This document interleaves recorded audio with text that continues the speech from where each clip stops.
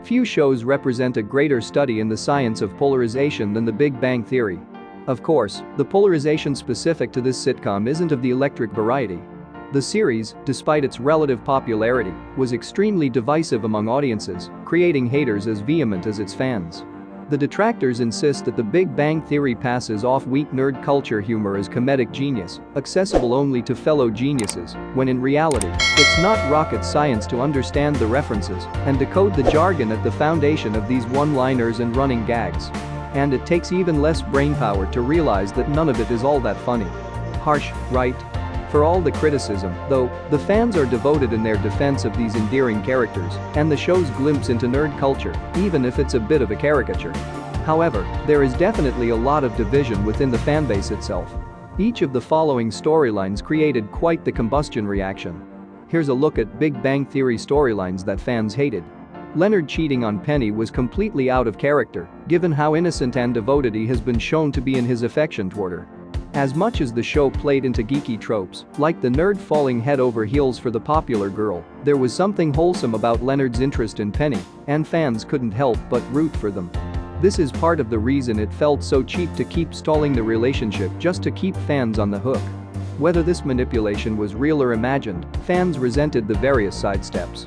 One of fans' least favorite diversions was Leonard's relationship with Stephanie.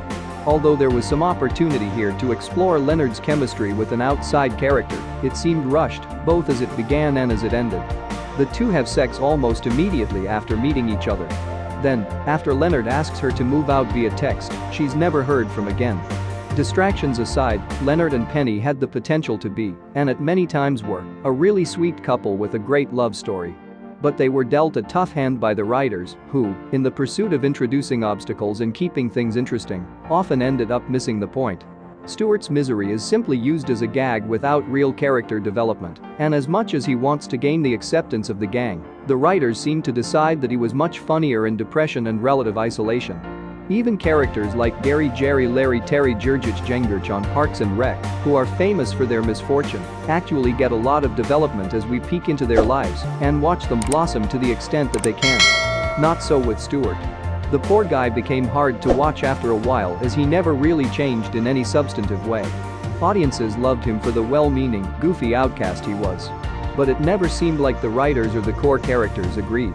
Instead, Stewart was milked for all the awkward sympathy he was worth, but really only enjoyed cursory storylines. Case in point. The actor Kevin Sussman, who played Stewart, was upgraded to a main cast member during the seasons Howard was away in space, and Raj desperately needed someone to hang out with. When Howard returned, Sussman was downgraded to a recurring character once again. Whether comedic or tragic, the character simply existed to fill out a lineup. Thanks for watching. Please subscribe our channel.